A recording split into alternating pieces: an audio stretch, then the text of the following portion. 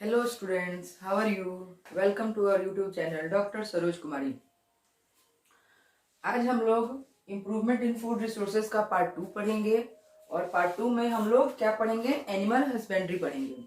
हम लोगों ने कल देखा था कि हम लोग अपने बायो का लास्ट चैप्टर पढ़ रहे हैं, improvement in food resources. Okay, then we discuss study where we get our foods, हम लोग अपना भोजन कहाँ से प्राप्त करते हैं। तो हमें आंसर मिला था प्लांट्स एंड एनिमल्स। तो हमारी जैसे इंडिया की पॉपुलेशन बढ़ते जा रही है, तो उस पॉपुलेशन को देखते हुए कम जगह में ज़्यादा खेती करना, ज़्यादा अनाजों को उगाना, ठीक है, और उतने ही जानवरों से ज़्यादा मीट, ज़्यादा पोल्ट्री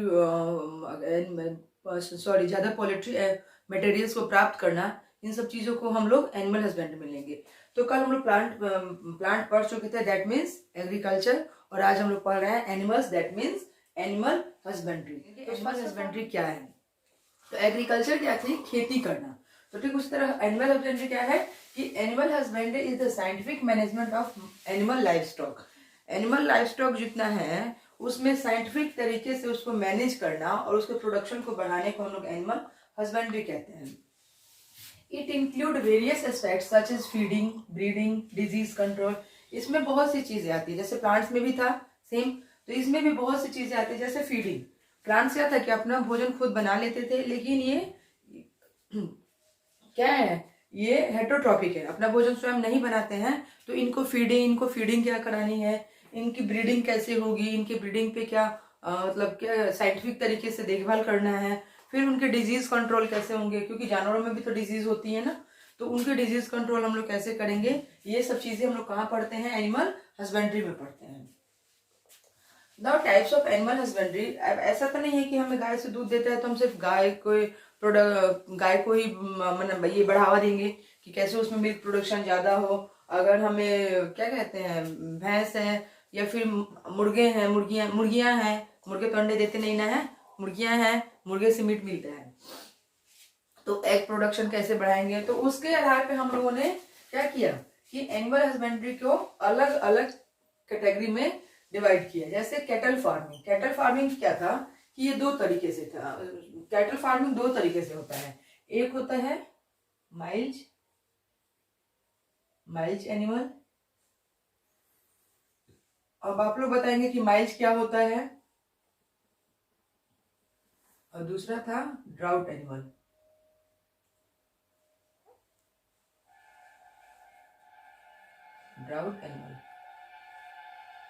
अब आप लोग इस चीज को बताएंगे कि माइल्ड एनिमल क्या थे और ड्राउट एनिमल क्या थे, ठीक है।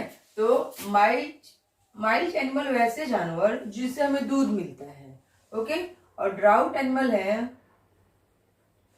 एनिमल वैसे जानवर जिनको हम क्या करते हैं, खेती में यूज करते हैं, जिनसे कहने का इन द सेंस कि हम काम करवाते हैं, जिनसे हम लेबर करवाते हैं, मजदूरी करवाते हैं, वैसे जानवर को ड्राउट एनिमल कहा जाता है। और जिनसे हमें दूध मिलता है वैसे जानवरों को हम लोग माइल्ड एनिमल कहते हैं। आगे इसे पढ़ेंगे। देन आता है हमारा poultry farming. Okay, poultry farming से आप लोग इन द सेंस क्या समझते हैं कि अंडों के उत्पादन को कैसे बढ़ावा दिया जाए, वो पोल्ट्री फार्मिंग में आता है। देन फिश प्रोडक्शन कैसे बढ़ाया जाए, याद है यहाँ पे ये blue revolution, white revolution, silver revolution हुआ था ना, ये सब रिवोल्यूशन। देन बी कीपिंग, मधुमक्खियों से भी हमें क्या मिलता है, भोजन मिलता है। जैसे मधुमक्खियों से हमें शहद मिलता है, वैक्स मिलता है, तो इसलिए मधुमक्खी पालन को भी बढ़ावा दिया गया। तो हम लोग 1 by 1 इन चीजों को डिस्कस करेंगे, ठीक है। Starting with cattle farming. Cattle farming क्या है कि dairy farming involves rearing and management of 2 types of animals. Dairy farming जो होता है वो 2 तरह के जानवरों को किया जाता है, जिसमें मैंने अभी बताया था माइल्ड एनिमल्स और ड्राउट एनिमल्स आते हैं। ये किसके अंतर्गत आते हैं? कैटल फार्मिंग में। एंड माइल्ड एनिमल्स क्या है कि animals that provide milk are called mild animals. वैसे जानवर जो हमें दूध देते हैं उसे हम माइल्ड एनिमल कहते हैं। और वैसे जानवर animals that work in the fields for irrigation, और वैसे जानवर जो खेतों में काम करते हैं for which purpose, for irrigation, carting, tilling, are called draught animals. जो सिंचाई के काम में लाए जाते हैं, जो क्या करते हैं हम खेतों में हल चलाने के काम में लाए जाते हैं, या ये क्या कहते हैं बैलगाड़ी जो होती है, घोड़ा गाड़ी, वो खींचने के लिए, कार्टिंग के लिए काम में लाए जाते हैं, तो वैसे एनिमल को हम लोग ड्राउट एनिमल कहते हैं। अब आप लोग, एक टर्म आता है कि कैटल फार्मिंग जब हम लोग करते हैं तो उसमें आप लोगों ने क्या होगा, कैटल्स के नाम सुने होंगे कि ये इंडियन ब्रीड है, ये फॉरिजन ब्रीड है, और फिर दोनों को क्रॉस कराया गया तो एक नई, हमें क्या बोलते हैं, एक नई जीनस मिली, एक नई प्रजाति मिली। तो वो हम लोगों ने ऐसे प्लांट में भी किया था, ठीक है। प्लांट्स को भी हम लोग क्या करे थे, प्लांट्स को भी ब्रीडिंग कराए थे, क्रॉस ब्रीडिंग कराए थे कि दो पौधों को एक साथ मिला के, या दो जीनस को एक साथ मिला के, या दो स्पीसीज के प्लांट्स को। तो ठीक उसी तरह क्या होता है, एनिमल्स में भी ब्रीडिंग कराई जाती है। तो पहले हम देखते हैं कि हमारी Indian cattle belong to different varieties. हमारे इंडियन कैटल जो है उनकी दो वेराइटी है। पहली वेराइटी है bos indicus, famous variety of Indian cattle, cows की है, और दूसरी है बॉस बुबेलिस। ये बुबेलिस को बेफेलो, ये भैंस की प्रजाति है, ठीक है। अब फॉरिजन कैटल की बात करें तो इसमें हमारी आती है जर्सी, ब्रोस्विस, हॉलिस्टियन फ्रिशियन। हॉलिस्टियन फ्रिशियन को ब्रीड भी कराया जाता है। देन अगर इंडिजीनियस या लोकल ब्रीडिंग की बात की जाए कि लोकल ब्रीडिंग में कौन कौन सी आती हैं, तो रेड सिंधी, साहिवाल, गिर, ये सब गाय जो क्या है हमारी आती हैं इसमें इंडिजीनियस लोकल ब्रीड में।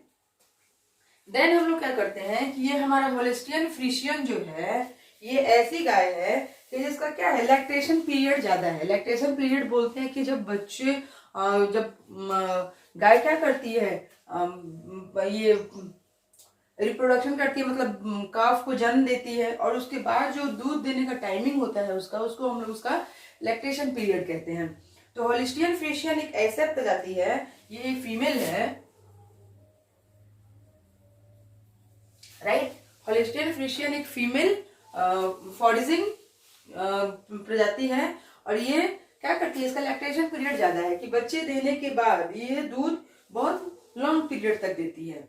और हमारी साहिवाल क्या है कि ये डिजीज रेसिस्टेंस है। साहिवाल जो है ये, इसका लैक्टेशन पीरियड ज्यादा है, लैक्टेशन पीरियड लॉन्ग,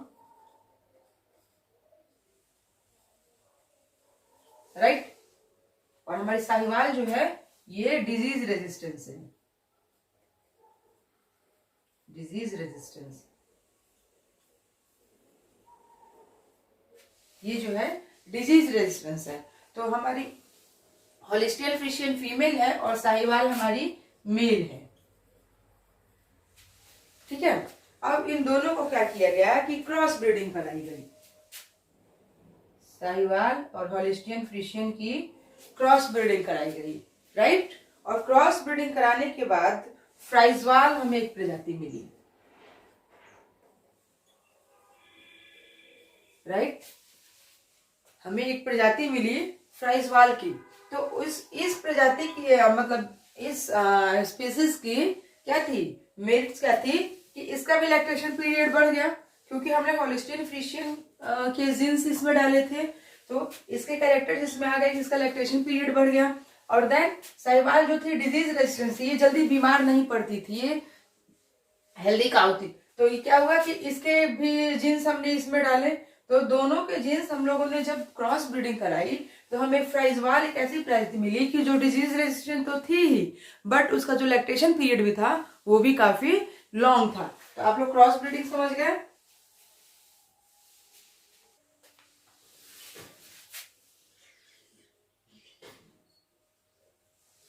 जब हम लोगों ने क्रॉस ब्रीडिंग करा लिए इंडियन स्पीसीज और फॉरिजन स्पीसीज में, देन हम लोगों में क्या करते हैं कि शेल्टर मैनेजमेंट चाहिए कि हम लोगों ने जो कैटल्स रखे हैं उनके शेल्टर की मैनेजमेंट हम कैसे करें।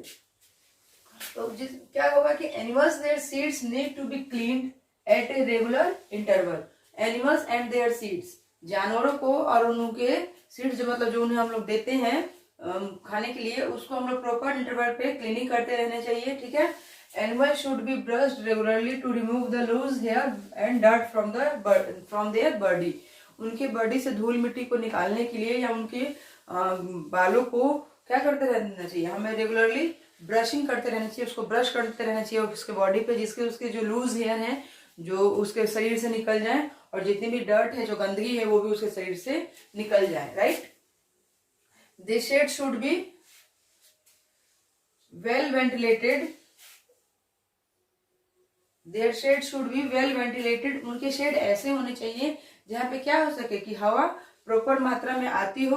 Roof shades that protect them from rain, heat and cold, और ऊपर रूफ छत होनी चाहिए। सिर्फ इंसानों को रहने के लिए छत नहीं चाहिए, जानवरों को रहने के लिए भी छत चाहिए। ऐसा नहीं कि हम लोगों ने चारों तरफ से घेर दिया और वेल वेंटिलेटेड बना दिया और ऊपर से तो हम लोगों ने छत दी ही नहीं।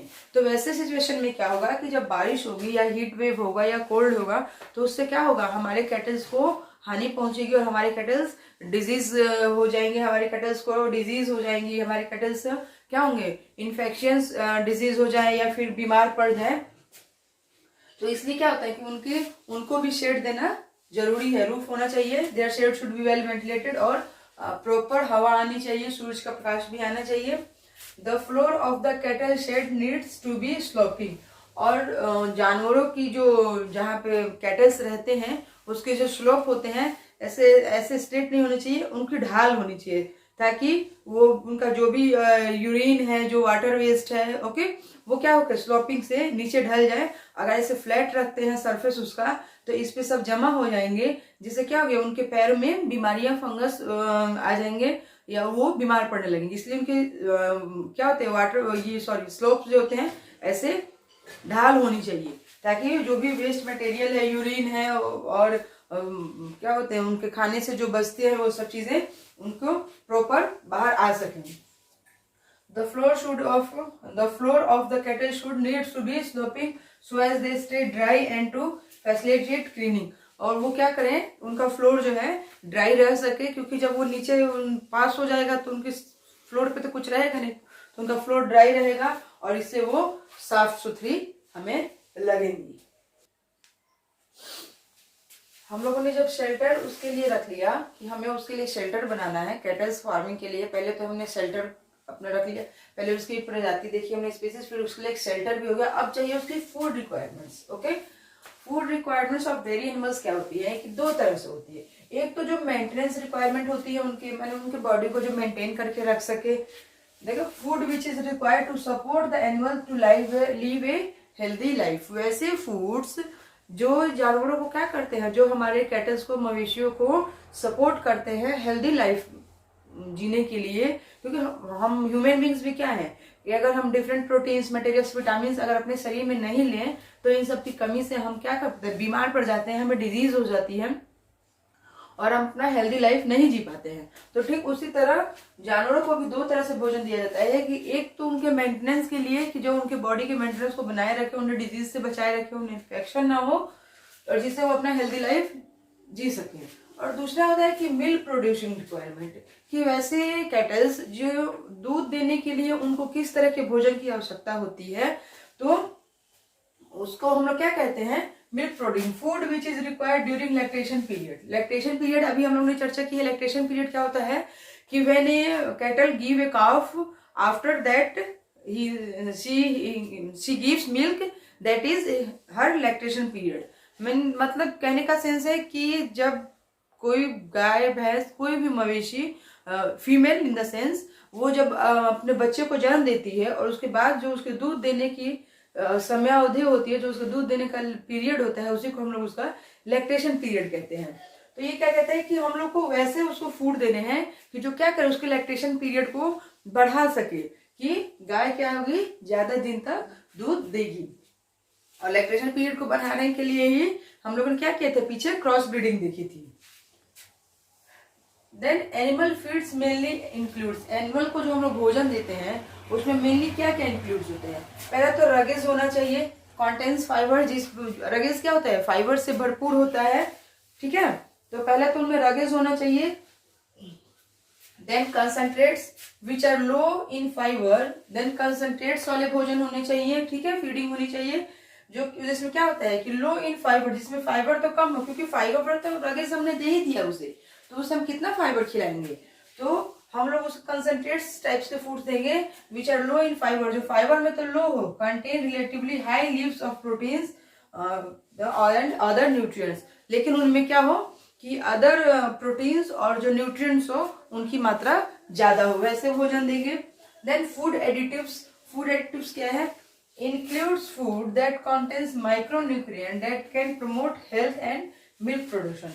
हम लोग उसका वैसे फूड देंगे जिससे क्या होगा कि जिसमें माइक्रोन्यूट्रिएंट्स प्रेजेंट होंगे और उससे क्या होगा, उनके हेल्थ को प्रमोट मिलेगा और उनके लैक्टेशन पीरियड को भी बढ़ावा मिलेगा, या उनके मिल्क प्रोडक्शन को, कि अगर कोई गाय है जो पहले 2 किलो दूध करती है तो उसके लैक्टेशन, उसके मिल्क प्रोडक्शन को बढ़ाना है तो हम फूड एडिटिव टाइप के उसके भोजन देंगे, जिससे क्या होगा, उसका मिल्क प्रोडक्शन बढ़ जाएगा। Disease management of cattles. Then आता है कि हमने उसका शेल्टर तो देख ली है, उसके फूडिंग देख ली कि उसको कैसे भोजन देना है, उसको कैसे आवास में, कैसे शेल्टर में रखना है। देन देखते हैं कि कैटल्स इन सब के बावजूद भी बीमार पड़ जाते हैं, तो उन्हें बीमारी कैसे लगती है और उस बीमारी को हम लोग मैनेज कैसे करेंगे। Cattle suffer from A number of disease which can be caused by various pathogens.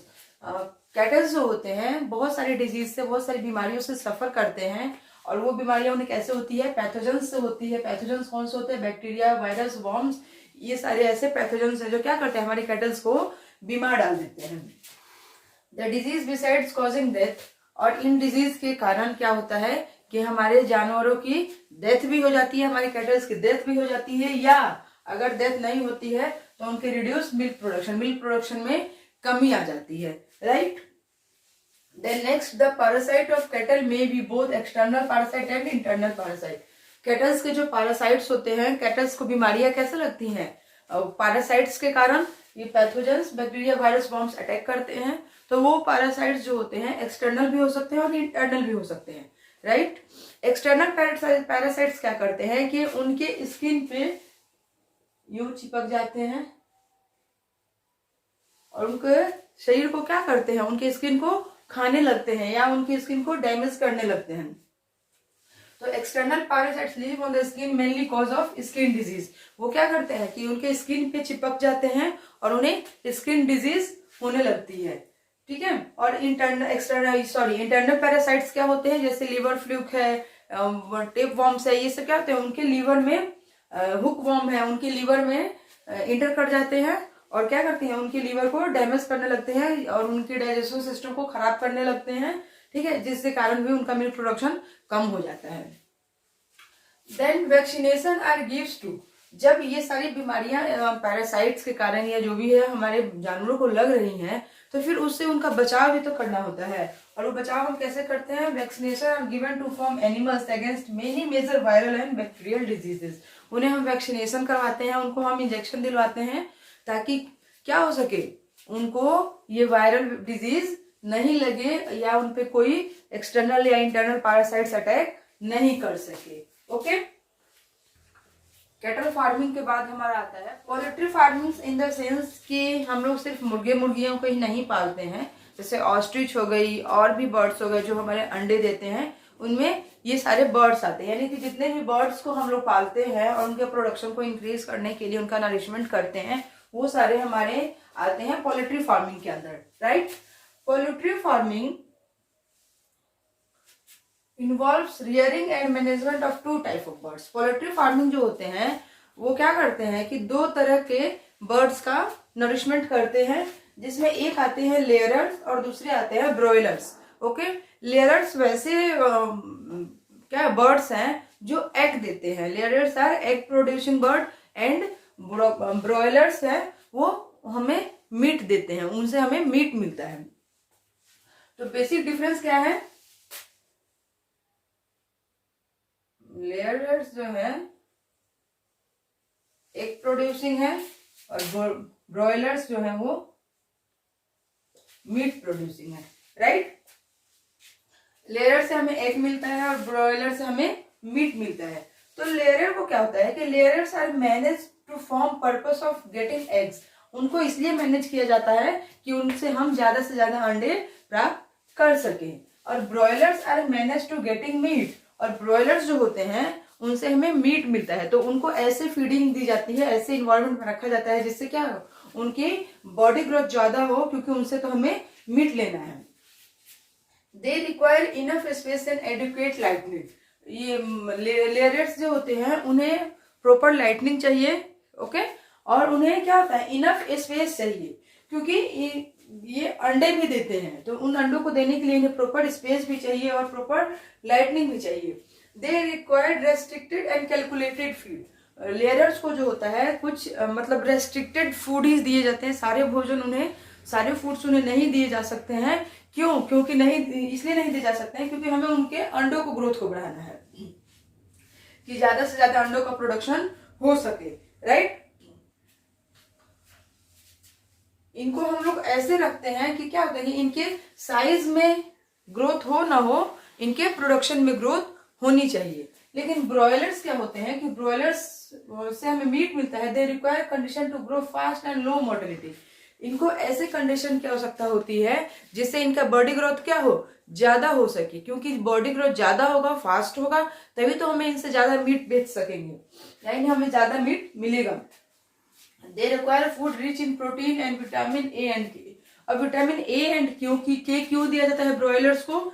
Broilers को विटामिन ए एंड के इसलिए दिया जाता है क्योंकि हम इन्हें जो फूड देते हैं खाने के लिए, उसमें बहुत सी ऐसी चीजें होती हैं कि उनका बॉडी उसे क्या करता है, डाइजेस्ट नहीं कर पाता है, लेकिन हमें उस फूड को इन्हें देना है due to increase of their health, ताकि उनके बॉडी ग्रोथ को हम लोग बढ़ा सकें। तो उन्हें हम ऐसे भोजन देते हैं जिसमें कुछ ऐसे सब्सटेंसेस होते हैं, न्यूट्रिएंट्स होते हैं जो उनका बॉडी डाइजेस्ट नहीं कर पाता है। तो उसी भोजन को डाइजेस्ट कराने के लिए हम लोग इन्हें ऊपर से विटामिन ए एंड के देते हैं। इन्हें ऐसे भोजन दिए जाते हैं कि इनमें एग प्रोडक्शन बढ़े ना बढ़े, इनका साइज ऑफ वेट, हेल्थ, ये बॉडी ग्रोथ, ये सब में इंक्रीजमेंट होनी चाहिए। देन आप लोग समझ गए कि लेयर्स और ब्रॉयलर्स में क्या अंतर है। लेयर्स एग प्रोड्यूसिंग है और ब्रॉयलर्स मीट प्रोड्यूसिंग है। वैरायटीज की बात, देन आती है इनके वैरायटीज की बात। और वैरायटीज में इसमें भी इंडियन होते हैं, इंडिजीनियस,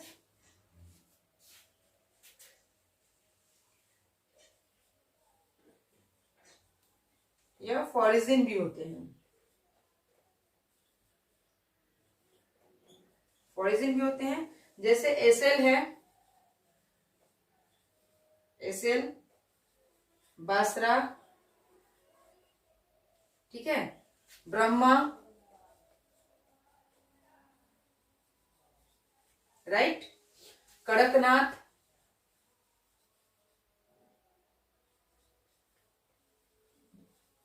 कड़कनाथ, ये सब क्या है हमारे इंडिजीनियस, इंडियन या फॉरिजिन क्या है, इसकी स्पेसीज हैं। देन हम आता है एक्सोटिक ब्रीड्स।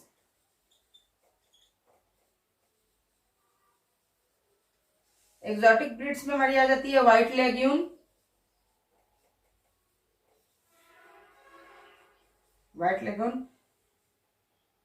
प्लाईमाउथ, ओके, और भी बहुत सारे एग्जांपल्स हैं इनके, हम लोग मेनली इसी पे फोकस करते हैं। तो हम लोगों ने क्या किया, पोल्ट्री फार्मिंग में दो तरह के बर्ड्स को देख लिए कि ये दो तरह के बर्ड्स कौन से हैं, जो एक तो जो एग प्रोड्यूसिंग होते हैं और दूसरे हम लोग पालते हैं इसमें जो मीट प्रोड्यूसिंग होते हैं।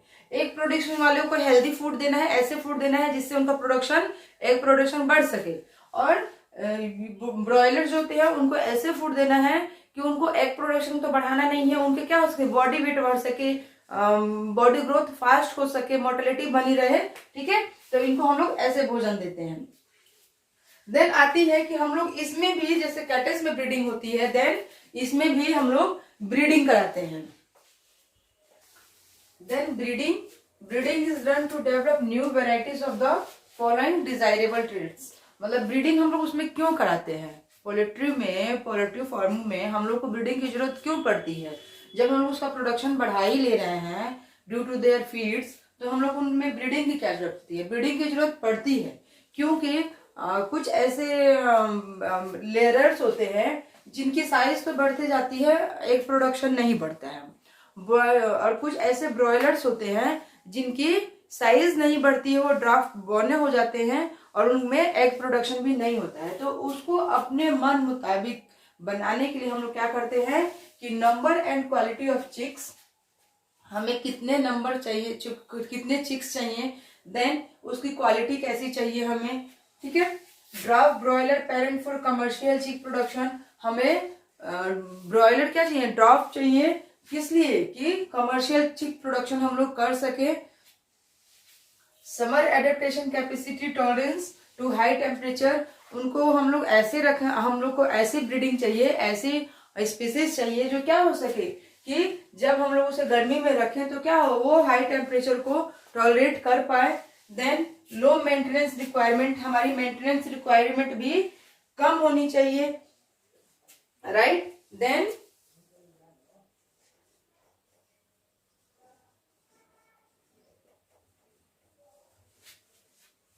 reduction in size of the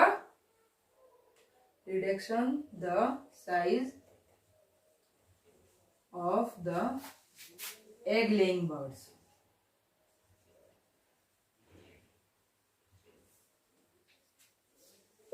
हमें एग लेइंग जो भी बर्ड्स हैं उनके साइज में को कम करना है, रिड्यूस करना है, क्योंकि हमें तो उनसे अंडे चाहिए, उनके बॉडी ग्रोथ से हमें कोई मतलब नहीं है, उनका एग प्रोडक्शन ज्यादा होना चाहिए, उनके बॉडी ग्रोथ की हमें जरूरत नहीं है। तो हम लोगों ने इसलिए भी क्रॉस ब्रीडिंग कराई कि क्या होता है कि उनके reduction of size, egg laying जितने भी बर्ड्स थे उनके साइज में हम लोग रिडक्शन कर सके। देन ये वो था हमारा पोल्ट्री, ठीक है, पोल्ट्री फार्मिंग, कैटल फार्मिंग हो गया, पोल्ट्री फार्मिंग हो गया। नेक्स्ट हम लोग देखते हैं फिश फार्मिंग। थर्ड हमारा आता है fish production, right. Fish production क्या होता है कि पहले तो फिश प्रोडक्शन हम लोग दो तरह से करते हैं। एक जो हमारा क्या होता है वाटर के सोर्स पे देखते हैं, ये देखिए फिश प्रोडक्शन, राइट। ये हो गया हमारा नेचुरल,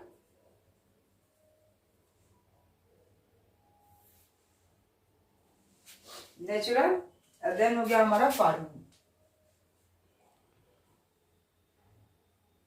नेचुरल सोर्स से हम लोग जो फिश कैप्चर करते हैं उसे कैप्चर फिशिंग कहते हैं, कैप्चर फिशिंग। और फार्मिंग से जो हम फिश प्रोडक्शन करते हैं उसे कल्चर फिशिंग कहते हैं, culture fishing, right. Fish production जो है due to the source of water को अगर हम लोग देखते हैं कि कैसे पानी में हम लोग कैसी फिशिंग कर रहे हैं, तो अगर नेचुरल सोर्स में हम लोग क्या करते हैं कि हमारे पॉन्ड्स है, रिवर्स है, सी है, तो उनमें अगर हम उनमें मछलियां पकड़ते हैं अपने नेचुरल सोर्स से तो उसे हम लोग कैप्चर फिशिंग कहते हैं कि हम लोग फिश को पकड़ रहे हैं, capture fishing, right. Then farming क्या होती है कि फार्मिंग को हम लोग क्या कहते हैं in the sense of culture fishing, कि हम लोग फिश को कैप्चर नहीं कर रहे हैं, वो फिश वहां पहले से है नहीं, हम लोग उसको की कैप्चर कर रहे हैं, हम लोग फार्मिंग कर रहे हैं, उनका कल्चर कर रहे हैं, राइट। देन ये हमारी कैप्चर फिशिंग जो होती है ये दो तरह से हो जाती है, mariculture and aquaculture.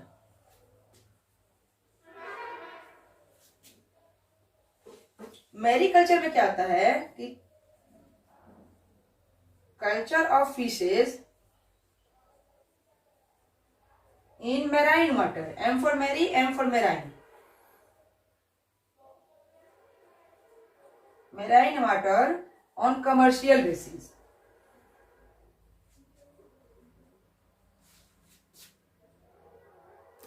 commercial basis। Then aquaculture क्या होता है कि इसमें भी फिश का कल्चर ही होता है, culture of fishes in fresh water on commercial basis.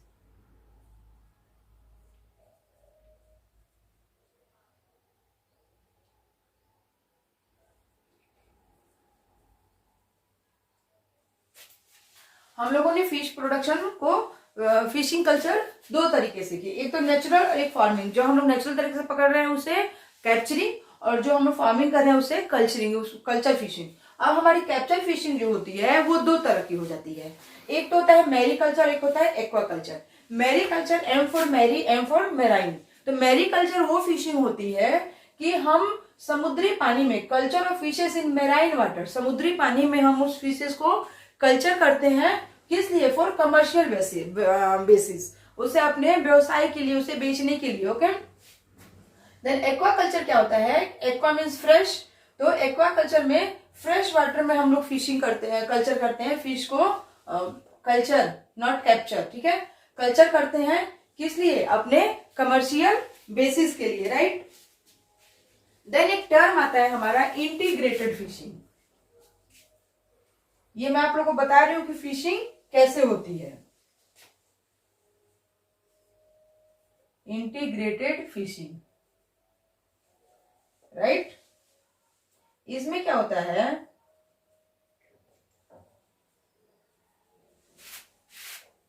Fish culture is in combination with rice crop. Integrated fishing में क्या होती है? इंटीग्रेटेड फिशिंग या इंटीग्रेटेड फिश कल्चर भी आप लोग बोल सकते हैं, कल्चर ही दिखिए आप लोग, सब क्लियर रहेगा। Integrated fish culture, integrated fish culture में क्या होता है कि हम लोग पैडी की खेती करते हैं, धान की खेती करते हैं, और उस धान के फील्ड में क्या करते हैं? चारों तरफ फुल्ली पानी भर देते हैं, ठीक है, और फिर वहां पे हम लोग फिशिंग करते हैं। तो वैसे फिशिंग को, जैसे ये हमारा फील्ड हो गया, राइट। अब यहां भी हमारा फील्ड है, ओके। अब बीच में भी ये एक फील्ड है। तो हम लोगों ने क्या किया है कि इसमें पैडी की खेती कर दी है, पैडी प्लांट, धान की खेती। और ये जो फील्ड हमारा खाली है, यहां से लेके यहां तक हम लोगों ने क्या किया है? इसमें फिश छोड़ दिए हैं। इसमें तो पूरा ही है, राइट, यहां भी है। तो धान की खेती के साथ, या फिर अगर इधर भी फील्ड है तो इसमें भी हमने मछलियां छोड़ी हुई है, इधर फील्ड है तो इसमें भी मछलियां छोड़ी है। दैट मीन्स क्या है? और ये है क्या? पूरा एक ही प्लॉट है। दैट मीन्स कहने का सेंस है कि धान की खेती के साथ हम अपने राइस क्रॉप के साथ जो फिश फार्मिंग, फिश कल्चर करते हैं, उसे हम लोग क्या कहते हैं? इंटीग्रेटेड फिश कल्चर कहते हैं, ठीक है। Then a very important term given in your NCERT and very important for the fish culturing topic, और वो क्या है? Composite fish culture. Composite fish culture. अब कंपोजिट फिश कल्चर क्या है? कंपोजिट फिश कल्चर में आपका आता है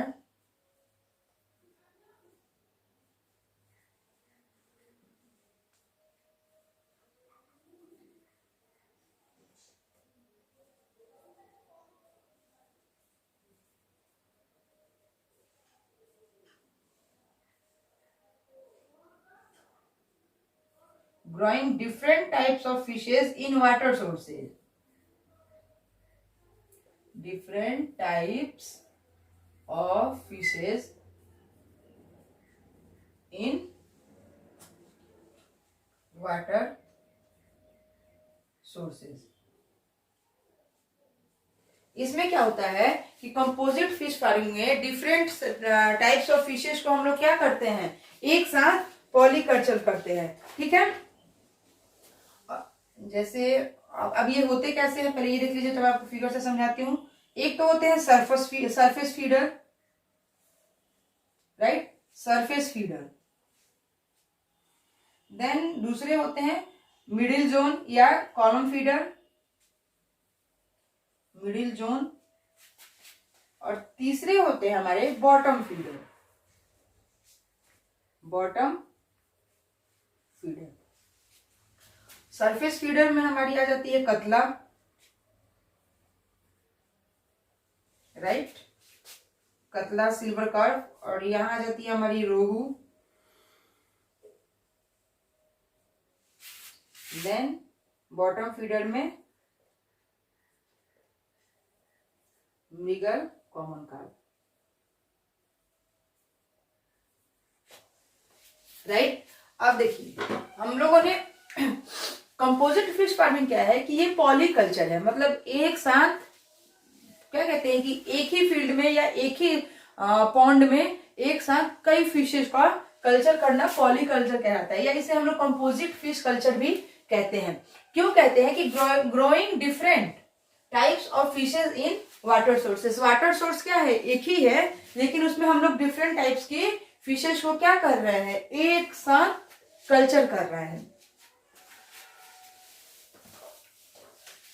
फिगर से समझाती हूं।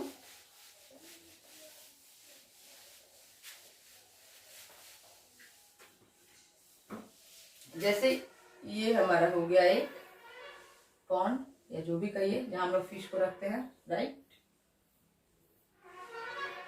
इसमें ये प्लांट्स उगे हुए हैं, ओके।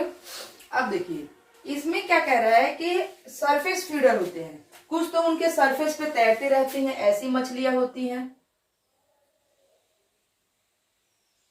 जैसे ये क्या है, इनके सरफेस पे ऊपर ऊपर चल रही हैं, तो इनको हम लोग सरफेस फीडर कहते हैं, सरफेस फीडर। देन हमारा मिडिल जोन आता है, ठीक है, या कॉमन जोन पे होती हैं। ये हो गया हमारा मिडिल जोन।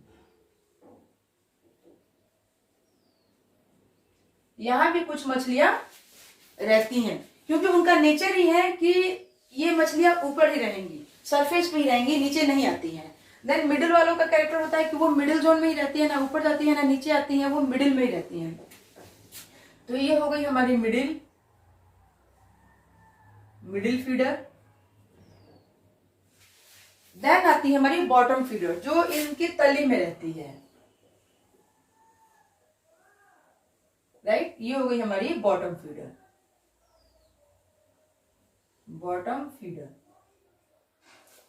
तो यहाँ क्या फायदा हुआ हम लोग की, 4-5 वेराइटीज फिश की, 4-5 वेराइटीज को हम लोगों ने क्या किया कि एक ही पॉन्ड में, सिल्वर कार्प, एक ही पॉन्ड में एक ही जगह एक ही साथ हमने इनका कल्चर किया। क्योंकि ये फिशेस जो है अपने अपने कैरेक्टरिस्टिक इनके अलग अलग हैं। तो सरफेस फीडर में हमारी कतला आ जाती है, सिल्वर कार्प आ जाती है, right.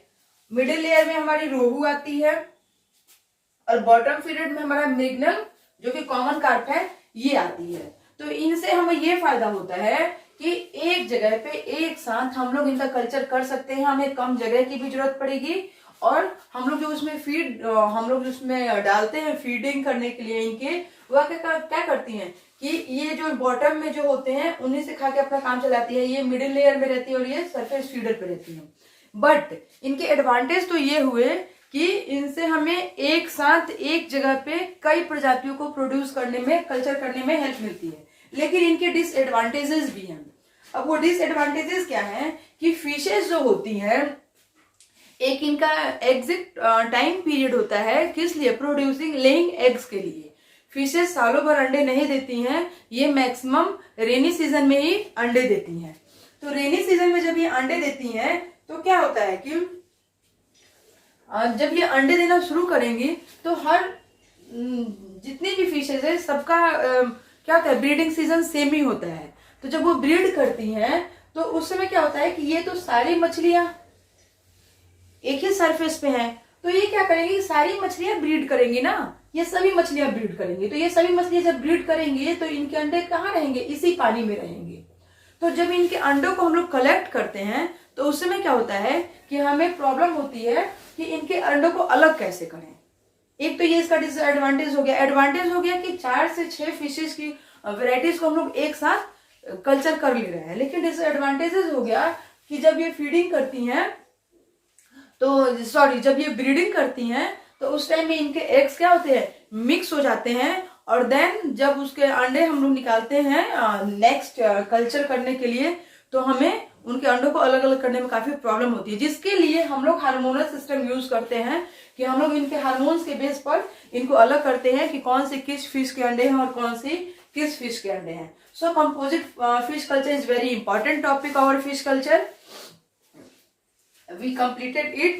Now we go to the next and last topic, bee keeping. Then last हमारा आता है bee keeping. Okay, bee keeping को हम लोग एपीकल्चर भी कहते हैं, नॉट एग्रीकल्चर। एग्रीकल्चर हमारी खेती हो गई, एपीकल्चर और bee keeping is the management of honey bees for production of honey and wax. Apiculture हम लोग क्यों करते हैं, या बी कीपिंग मधुमक्खियों का पालन हम लोग क्यों करते हैं, क्योंकि हमें उनसे अच्छी क्वालिटीज में हनी, शहद मिल सके और वैक्स मिल सके। क्यों, हनी का यूज बहुत ब्रॉड लेवल पे होता है, हनी खाने में भी यूज होता है।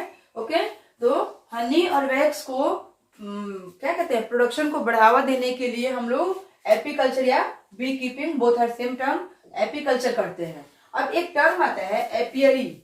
What is apiary? एपियरी क्या होता है कि आप इससे आप लोग इस टर्म को रिलेट करें कि एपीकल्चर और एपियरी दोनों टर्म में क्या रिलेट है। तो एपीकल्चर हम लोग कहते हैं बी कीपिंग को, और एपियरी हो गया कि जिसमें हम लोग बी कीपिंग करते हैं। A place where bees are kept in a systematic manner that allows maximum pollen and nectar collection। वैसा जगह, वैसी प्लेस जहां पे हम लोग क्या करते हैं कि एक सिस्टमैटिक मैनर में, जैसे जहां हम लोग बी कल्चर करते हैं, ये बॉक्स होता है और इसमें इस टाइप के स्लाइड्स भरे होते हैं और इसमें ये मधुमक्खी आके अपना नेक्टर इकट्ठा करती हैं और उनसे हनी बनाती हैं। ठीक है, तो ये क्या होता है, एपियरी होता है। इस बॉक्स को हम लोग एपियरी कहते हैं,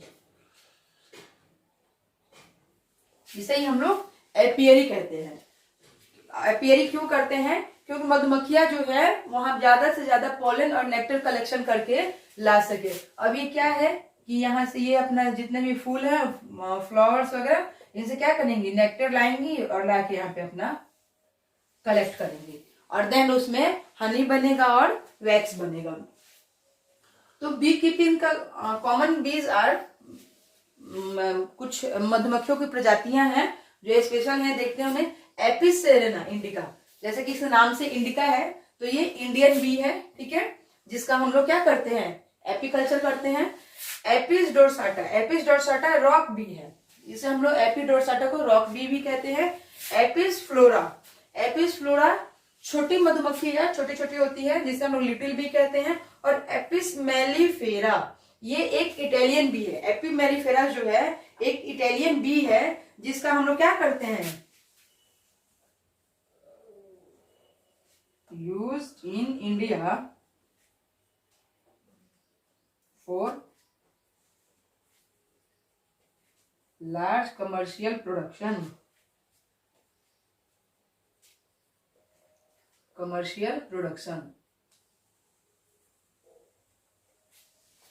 एपिस मेलिफेरा एक इटालियन बी है, जिसका यूज हम लोग इंडिया में करते हैं कमर्शियल प्रोडक्शन के लिए, क्योंकि ये ज्यादा नेक्टर कलेक्ट करती है और इससे ज्यादा हनी प्रोड्यूस होता है। तो इसका ये इटालियन बी है, लेकिन इसका हम लोग इंडिया में यूज करते हैं। ओके, अब जैसे कि हम लोग देखते हैं कि इसके कुछ एडवांटेजेस भी हैं।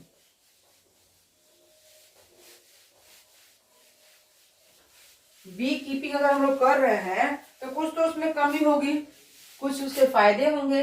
एडवांटेज देख लेते हैं। एडवांटेज क्या है इसके, high Honey collection, high Honey collection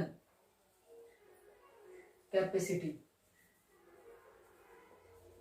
इनकी हनी कलेक्शन की कैपेसिटी क्या है, बढ़ जाती है। ठीक है, दे रिप्रोड्यूस फास्ट, ये फास्ट रिप्रोड्यूस करते हैं। राइट, जेंटिलनेस नेचर होता है।